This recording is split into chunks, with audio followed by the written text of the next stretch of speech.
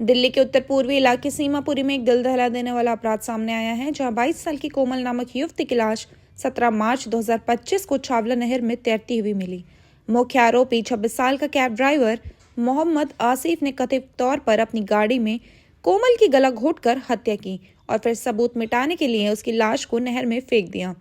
Delhi police ने आसिफ और उसके साथी जुबैर को सुंदर नगरी के निवासी हैं, जो कि पुलिस के गिरफ्त में हैं। पुलिस जांच और खबरों के अनुसार यह घटना 12 मार्च 2025 को शुरू हुई, जब आसिफ ने अपनी टैक्सी में कोमल को सीमापुरी इलाके ले गया। बताया जाता है कि दोनों कई सालों से एक दूसरे को जानते थे और पहले उनके बीच संक्षिप्त संबंध भी रहे, जिसे कोमल ने खत्म कर दिया था। सूत्रों का कहना है कि आसिफ कोमल पर हावी होने की कोशिश कर रहा था और जब उसे पता चला कि कोमल किसी अन्य शख्स से बात करती रही तो वह गुस्से में आग बबूला हो गया।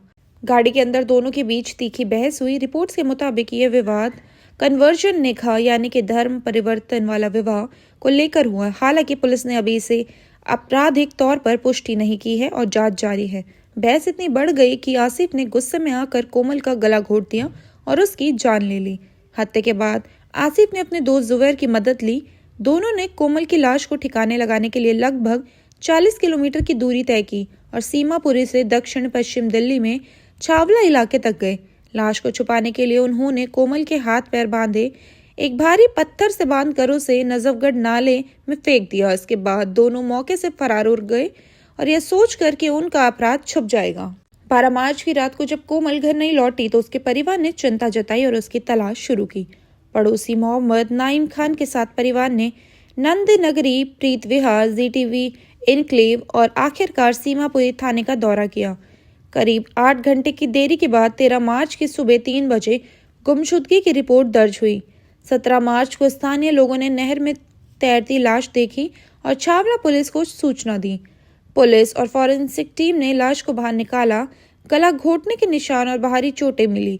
साथ ही यौन उत्पीड़न की आशंका भी जताई गई। हालांकि इसकी पुष्टि के लिए सबूत अभी स्पष्ट नहीं है। आसिफ की गाड़ी की सीसीटीवी फुटेज से पुलिस को अहम सुराग मिला, जिसके अपराध पर 19 मार्च को आसिफ और जुबैर को गिरफ्तार कर लिया गया। अपराध में इस्तेमाल गाड़ी भी जब्त कर ली गई। कोमल की दादी बिमला ने दुख जताते हुए कहा, मुझे नहीं पता था कि वह इनमें से किसी को जानती थी।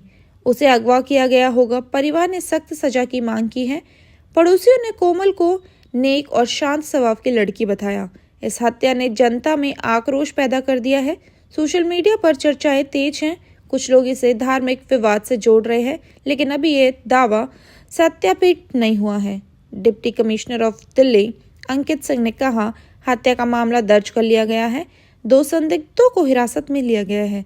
शुरुआती पूछताछ में व्यक्तिगत विवाद की बात सामने आ रही है, लेकिन हम हर पहलू की जांच कर रहे हैं।